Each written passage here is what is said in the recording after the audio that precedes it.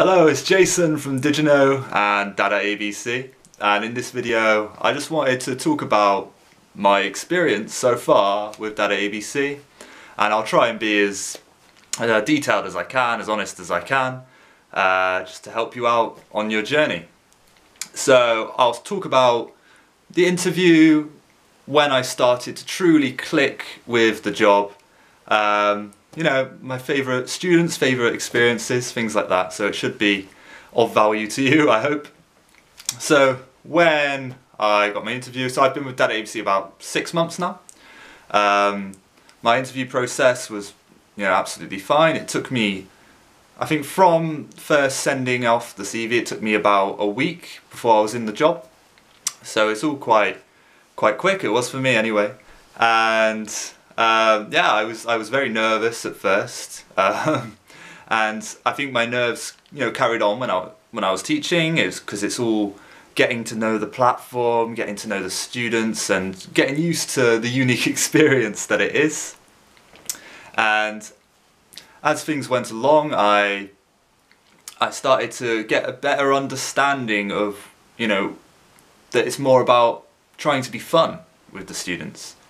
And at first I was just religiously following the courseware and just trying to stick to the courseware, because I was thinking, this is what I've got to do, this is the curriculum. And it wasn't until I started noticing that the students weren't as engaged as they could be. I started bringing out my ukulele and integrating that into it. But then I started thinking, it's like, okay, ukulele can just be for the beginning and the end of the class, and I wasn't flexible with my approach.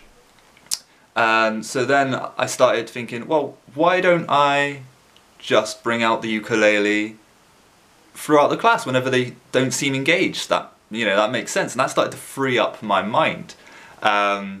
So now, whenever I see a student and they're not reading with a lot of enthusiasm, the ukulele comes out and I start making up songs on the spot about the courseware, and suddenly they're a lot brighter, a lot happier with the class.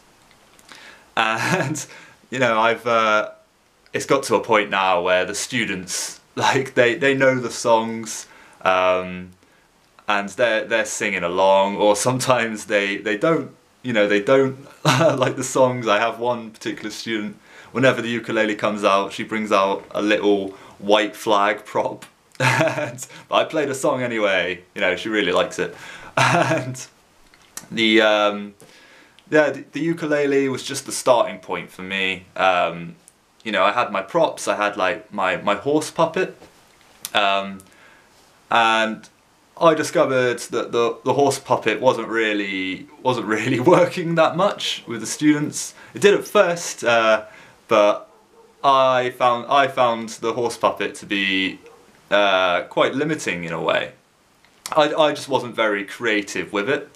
I would just go nay. So that's when I started to think, okay, I need to up my game here. I need to start being more creative with my props. And the ukulele was fine, but I felt like I was relying upon it too much, and that's why the white flag was coming out, because the students were getting bored. And that's what I find with DaDaABC is you've got to keep things fresh. It's the same for life in general. You've got to constantly keep things fresh, don't get complacent. And that's when I started looking into Manycam, and I'm sure you've seen some of my videos. Manycam became my main prop, because at first I just wanted it to play videos to the students, and I wanted it to change my lighting and my brightness, and I had no idea of the possibilities of it. And that's when I started creating these games, like Mario and Pokemon, because, if you're travelling around a lot, which you can do, it's quite difficult to bring all of these props with you. You know, I have my like backpacker's backpack, and in amongst the clothes was always like my horse puppet and my other puppets just like face down in all the clothes and things like that. And you know, I really struggled to get in my whiteboard to play Pictionary and all of these things. So I was like, okay, I think Minicam is just going to be my main prop, the ukulele and Minicam. And that's when I discovered the 2-minute rule. That, you know, when I was speaking about before with where I was religiously following the courseware, just ukulele at the end, game at the beginning, you know, vice versa. And that's when I discovered, okay, the 2-minute rule, which I'll make a more detailed video about in the future, is where you stay on the courseware for 2 minutes, do free conversation for 2 minutes, a game for 2 minutes, and just keep the class moving in that way. And you know, the class is where I really implement this. The student, you know, they don't know what's coming next, and they're having a great time. But the most important thing is when they come to the courseware, they're really engaged with the courseware for those 2 minutes. And I feel like in those 2 minutes of the courseware, they've learned more than what they have for like a 10-minute, 15-minute stint on the courseware. So it's really effective. I'll make a more detailed video and do a demonstration of it.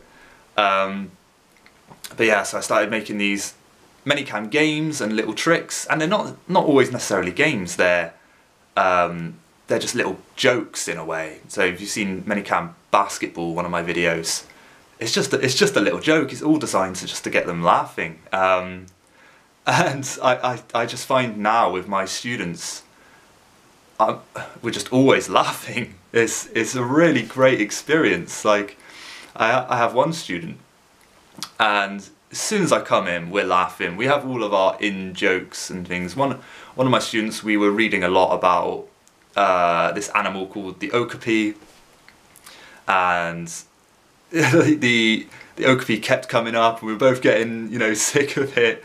And I started playing a song like the okapi is amazing, and singing that over and over. And so now my student has a catchphrase that's like, no more okapi, and we always just say that. And you know, I'm sometimes like, oh, today we're going to be learning about the okapi, and no more okapi. It's little things like that. It's just it stops becoming a job after a while, I think. You know, there are some students where you can't interact in that way, and you even if they have a low level of English, but you can I've still found a way to like bring humour into it. It all just depends on your approach.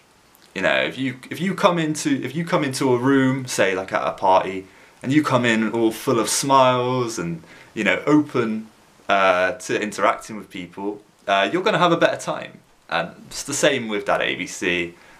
You come into that classroom all full of smiles, student's face brightens up sometimes, and yeah, you'll find that it will just be a much better experience for everyone. So, you know, some of my favourite students, they've started off with like a low English ability, and just over this, you know, few month period, they've really improved. And you know, I can interact with them through the in-jokes, through song. I have a great student, and he really enjoys singing along with the songs now. We make them all up on the spot. And you know, yeah, yesterday I think it was, he was not very well, and I was like, oh, what's wrong? And he said, we typed in the chat, he's like, asthma. And I was like, oh no. But then he said, I can't eat mutton. He typed it in, I can't eat mutton, and I was blown away. I was like, how are the two connected? And so we made up a song about how eating sheep makes you sick or something. And you know, he was singing along, and he remembers the songs from the last class, so we put together a little medley. And that, that's the beauty of it. It's your regular students. It's just an ongoing thing, and you've really built a connection. So in terms of working for DaDaABC, not necessarily in the students, I've had a great experience, really. There's been so many opportunities. So I really, I really enjoy like writing about all of it. So I created like the website, did you know? Because I figured, well, I was learning all of these things, and I always write things down in order to really ingrain them within me. And I thought, well, if I'm writing all of this down, it could be helpful for other people. And through all of this hard work, I started to realise that I was helping people, and people were asking me questions and stuff, and it really made me feel good. So. And DaDaABC noticed this, and more opportunities started happening. So it can be a role whatever you want it to be. It just depends how how much enthusiasm you put into it, how much effort you put into it, or it could simply be a job that you do on the side alongside building up your business, or alongside your job. You can do it on the weekends. Because I initially started seeing it as like a little something extra I can do on the side, and I didn't do too many hours. But over time I started to really see like the value in it, and I really started to enjoy it, and I increased my hours, and then all of a sudden I'm writing all of this content and doing mentoring duties. So, and it's now really become like a really good part of my life, like a really good thing I'm passionate about, which is it's great, it's unbelievable for me. So yeah, that's my experience with DaDaABC so far. I won't go into too many like pros and cons thing. I don't want it to be too structured, this video. I just wanted to talk about it. So one of my favorite moments so far is really just like seeing how much the students appreciate it. And because I'm always talking to them, and they're always saying like, I was like, oh, what have you been doing this week? And they say, oh, school, homework, got some classes on the weekend. And it feels really good to let them have fun. And like they really like, at first they think, oh wow, like should we be having this much fun? And they always like, they send me messages like, oh, thank you for the class. And you come out of it at the end thinking like, oh wow, they did actually enjoy that. This isn't just something that their parents have told them to do. And so it's nice that they look forward to it, because I look forward to it too, and it's just a really good time all round. Okay, I don't want to talk forever. I just wanted to do this video in case anyone is thinking of applying for DaDaABC to be an online teacher. Yeah, you can look at my pros and cons video if you want to see some negatives of it, because right now I can't really think of any negatives. There's all standard stuff of money things and hour things, but this is all dependent on the person and the situation, so I won't go into it now. But just my personal experience, I've really enjoyed it, and it's allowed me to live a lifestyle that I was always dreaming about when I was in the 9 to 5 in an office. I always dreamed of like working from my laptop and travelling around, and not being rooted to one spot all the time. And it's really helped me to achieve that, which is amazing.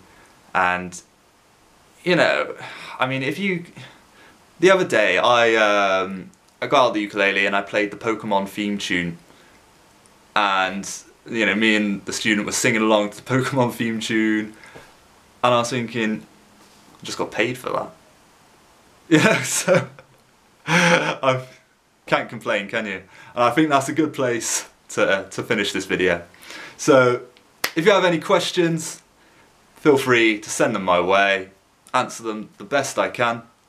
And yeah, I hope you enjoy your life. This is Jason from DaDaABC and DaDaABC. See you next time. Bye bye.